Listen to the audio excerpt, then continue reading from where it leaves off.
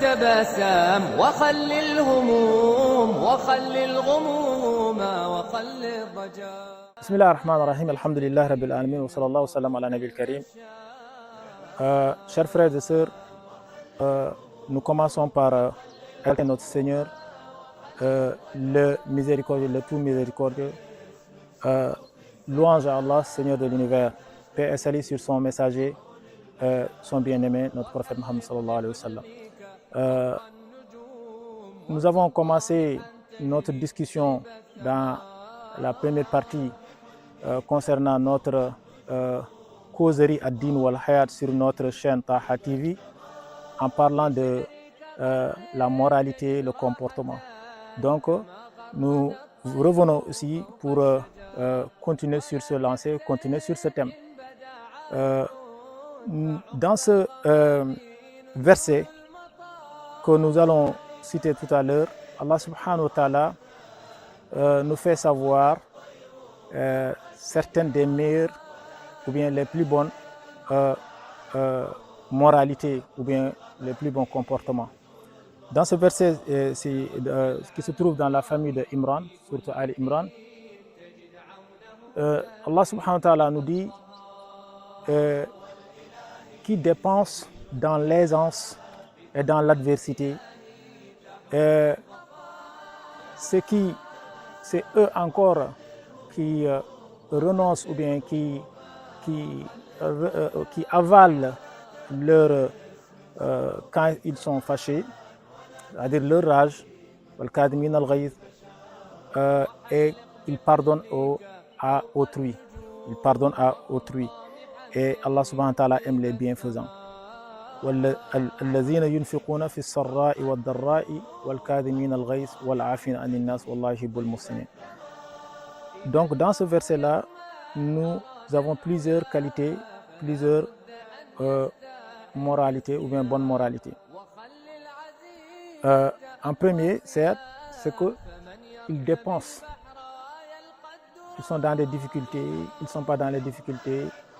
Et les moyens sont là, les moyens ne sont pas là. Ils ont beaucoup, ils ont un peu. L'essentiel, c'est des gens qui donnent. C'est-à-dire qu'ils ne vont pas dire qu'on va économiser, je vais épargner jusqu'à avoir tant. Après, je vais commencer à faire le monde ou bien je vais commencer à aider aux autres. Non, ça ne se passe pas comme ça. C'est des gens qui donnent, qui aident. Quoi qu'il en soit, ils donnent. Parfois, ils peuvent même se priver pour donner l'autre, pour donner à l'autrui.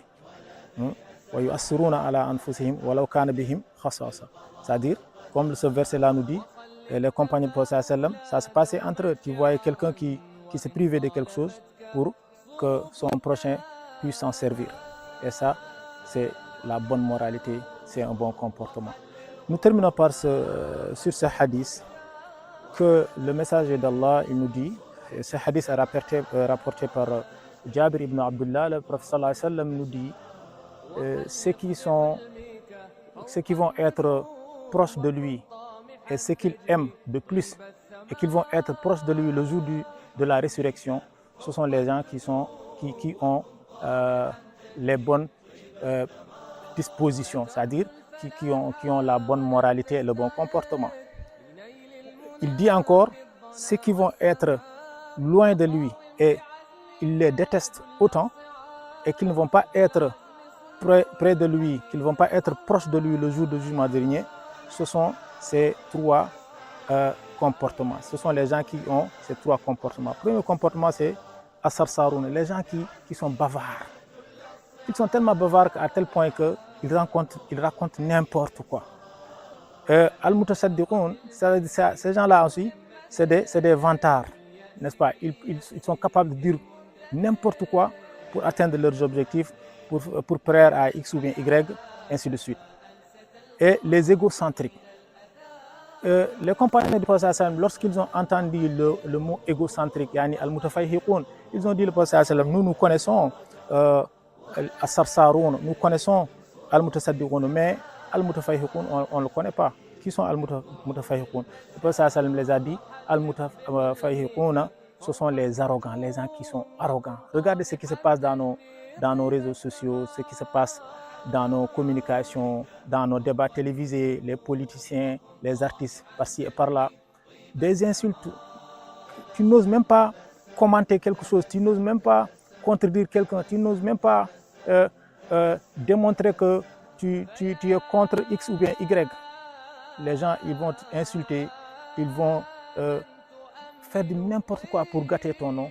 Et ça, c'est de l'arrogance. Et le prophète sallam a dit que ces trois comportements-là, les gens qui se comportent ainsi, ils ne verront pas le prophète sallam le jour du jugement dernier. Ils ne vont pas être proches de lui. Et ça, nous demandons à Allah subhanahu wa ta'ala de nous en préserver. أقول قولي هذا صلى الله على نبي الكريم السلام عليكم ورحمة الله وبركاته. من صروف الزمان ولا تشتكي من طعون البشر وحلق بحلمك فوق النجوم وكن طامحا تجني طيب الثمار.